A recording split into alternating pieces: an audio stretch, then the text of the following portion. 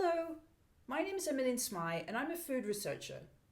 I look at foods and food concepts and look at their origins and how they've travelled the world and been depicted throughout history by different cultures and people across the world.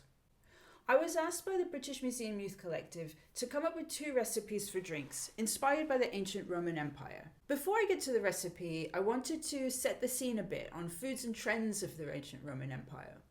We'll look a little bit at the types and tastes of flavours that typified ancient Rome, specifically amongst the general population, soldiers, and the wealthy elite. The different classes of individuals allowed for different rights and privileges, and that extended to food and drink. There are flavour profiles, tastes, and preferences that are specific to ancient Rome that might at first glance or sound seem unusual to some modern flavour profiles. The 5 basic tastes of sweet, sour, salty, bitter, and umami are found in most diets across time and space, but in different ratios and from different sources that can sometimes seem unusual to different cultural palates. In the early days of the Roman Empire, the diet of the everyday person and the wealthy elite wasn't that dissimilar, with staples of grains, nuts, fruits and vegetables, with meats, fish, and shellfish eaten sparingly. As the empire grew, so did the gap grow between diets. The wealthy Romans enjoying more exotic produce that was collected from across the empire and brought back to the capital. It's also important to remember that many fruits and vegetables and spices that we might associate with modern Italian cookery were brought to the region with items like citrus coming from Persia and Southeast Asia. And forget tomatoes, chilies, maize, and squash. Those ingredients would not arrive in the region until they came from the Americas in the 15th century. Ancient Romans enjoyed bitter flavors from herbs like lovage and rue. They also used spices such as black pepper, saffron. There were rich flavors from olives and olive oil. Sweetness came from fruits, dried fruits, and honey. Sharp flavors came from vinegars, and umami flavors came from garum, which was used liberally throughout the empire. Garum was a fermented fish sauce, and it was used as a condiment and added to dishes and meals. It added saltiness to dishes without using salt, which was very expensive at the time. It also created a sense of Roman identity, with garum being mass-produced and imported across the empire. In ancient Rome, it was mostly water and wine that were drank in some form or another by all the classes. Wines were strong, with a very high alcohol content. The Romans didn't drink beer much, as this was considered a drink of the barbarians. As the empire spread, vineyards were established to keep up with the supply and demand of wine, which was increasing along with the wealth of the empire. Wine was often stored for ages, for 100 years sometimes. This wasn't uncommon. The wines would be fortified with honey and spices.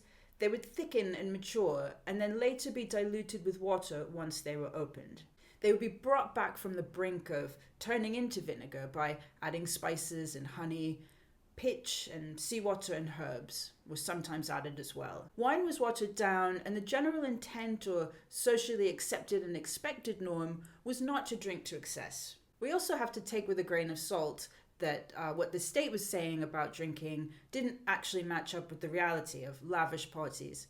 And it's also worth noting that wine was big business, and also wine was deemed to have many medicinal benefits. Much like today with state advisable units for drinking alcohol, these sometimes don't match up with the reality of what the population are imbibing in terms of alcohol. It's very evident that certain drinks were reserved for certain classes in the ancient Roman Empire. Posca was a drink of water with added vinegar and herbs. It was drunk by soldiers, slaves, and the lower classes of the empire, while the wealthy elite really looked down their noses at Posca or the idea of drinking it. The practicalities of Posca meant that drinking water was made more palatable, soldiers could quench their thirst on the road or in battle, and the vinegar and herbs provided health and medicinal benefits. Then there's Conditum Paradoxum, which the Apicius 1st century Roman cookbook outlined as a wine spiced with honey, pepper, dates, mastic, saffron, laurel, and sometimes seawater or resin was also added. So in the spirit of learning some of the drinks of ancient Rome, I wanted to create a recipe for an alcoholic drink and a non-alcoholic drink that are inspired by some of the drinks that I've just mentioned. In discussions with the youth collective, it was important to them, as well as me, that the drinks be accessible, practical, that they not require expensive or elusive ingredients, and also maybe that they didn't include vinegar or garum. So before I start with the demonstration, I just wanted to touch a bit on some health and safety. Before preparing food or drink, we should do the following. Be sure to check the recipe for any food allergens that you or anyone consuming the beverage may be allergic to. Be sure to notify anyone drinking the alcoholic beverage that it does contain alcohol, and or that they are of legal drinking age, and always drink responsibly. Always wash your hands before preparing food. Always make sure your clothing is suitable and that your hair is out of the way. Always make sure that your surfaces are clean and dry before working on them. Make sure any sharp objects or hot objects and food are out of the reach of children and handled appropriately. And make sure all fruit and vegetables are washed before using. So let's get on to making our cocktail and non-alcoholic drink. Here we go.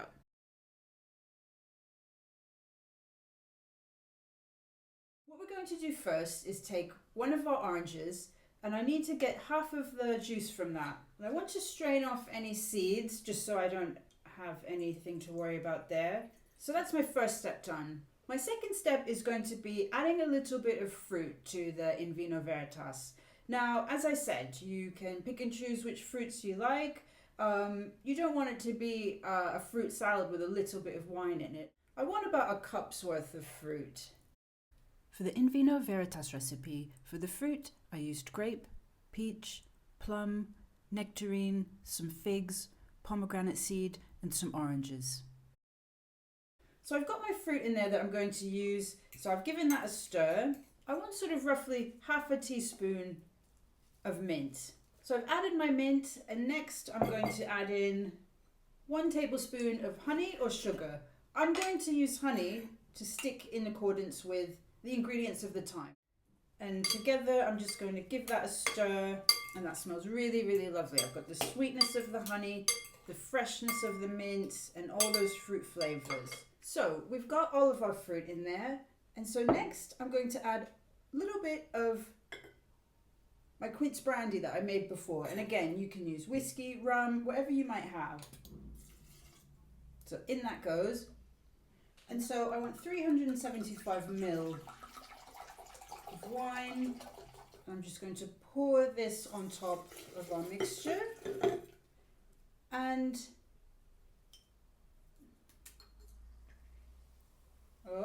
classic. And again, not to worry, there's no right or wrong. And I just want that to give it a little bit of fizz. And again, I'm going to give that a little bit of a stir. If you like things a little bit fizzier, you can add more Prosecco, you can add sparkling water. So now I'm going to take my glass and I'm going to put a bit of ice, maybe a little bit more, in my glass. And I'm going to pour over our mixture, and I'm just going to kind of coax some of that fruit in. But thank you, Youth Collective, and thank you, British Museum, and cheers to you. Quite yummy.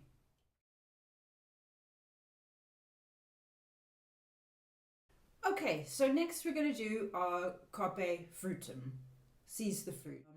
But let's get cracking. So we're going to take the juice of 2 lemons, and I'm going to pop that in there, and this is going to strain off any seeds or the pith. So next I'm going to prepare some more fruit. For the carpe fruitum, I used assorted fresh fruit of orange, lemon, some grapes, pomegranate seeds, peach, plum, nectarine, and figs.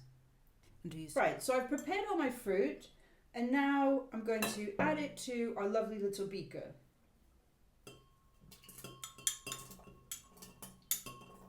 So I'm going to put 25 ml of ginger cordial in there. I'm going to give it a little swirl to mix it all together. Again, we're going to use 375 ml of the sparkling water. Take some ice cubes and a glass. And I'm going to pour over our drink. This looks really lovely. Let's have a try and see what it tastes like. Wow, that's actually really delicious. Carpe fruitum to you. Enjoy.